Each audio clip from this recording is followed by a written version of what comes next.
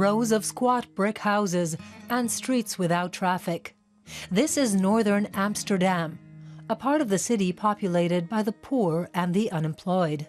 A dodgy neighborhood, far away from the wealth visible along Amsterdam's famous canals.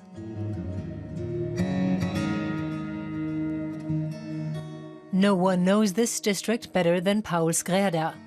For more than 40 years, the social worker has been trying to help people in this area.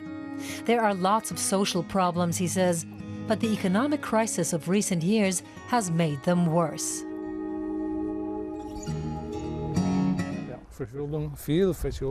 There's a lot of indebtedness.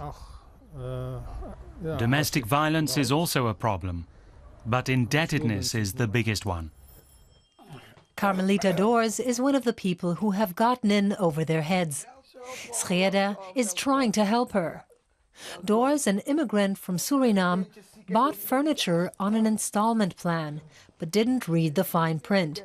She regrets what she did every time she enters her kids' room. The bed sleeps one on top and two down below.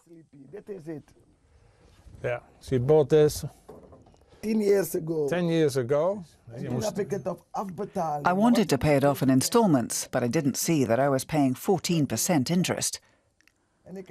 I paid the principal all these years, but I couldn't pay off the interest.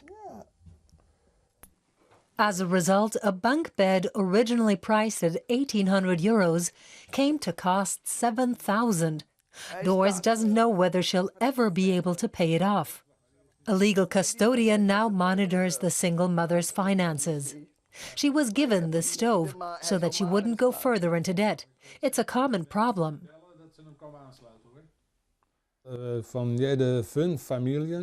Every fifth family in the Netherlands is in debt, around 20%. All this woman did was buy a bed, but on average indebted families owe €40,000. The Dutch have racked up one of the biggest ratios of household debt in Europe.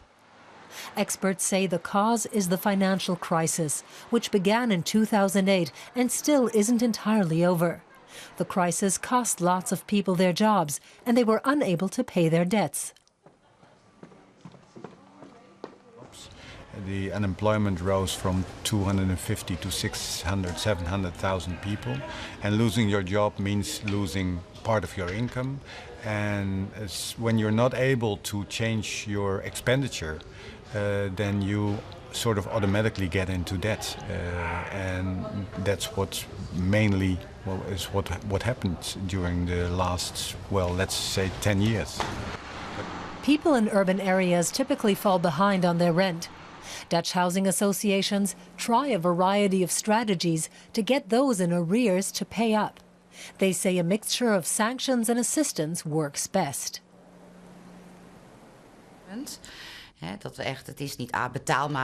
We have no intention of telling them, pay what you want, when you want. We tell them straight out that the rent is due on the first of the month. But we don't just warn them. If they still can't pay, we see what we can do to help them. We visit them at home and stay in contact via text messages and email. They've even formed a WhatsApp group of their own. Parties vying for support in Holland's national election on March 15th are all trying to exploit the dissatisfaction of indebted Dutch people. Right-wing populist Geert Wilders contends that immigrants and not a poorly managed economy are to blame for the Netherlands' social problems. But ordinary Dutch people want concrete measures and not just slogans from their politicians, for example, tough consumer protection laws.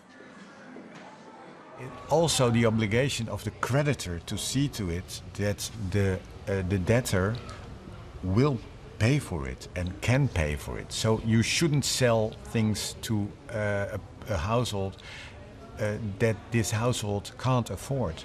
You shouldn't rent an apartment to somebody with a low income that he can't afford. Carmelita Doors' stove has been installed. Doors, who suffers from rheumatism, is happy to see light at the end of the tunnel of debt. The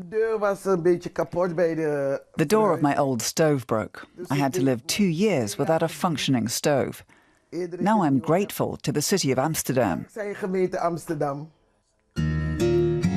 But she still hasn't paid off her 10-year-old bed. Like many Dutch people, and not just in North Amsterdam, she'll have to continue to battle against debt.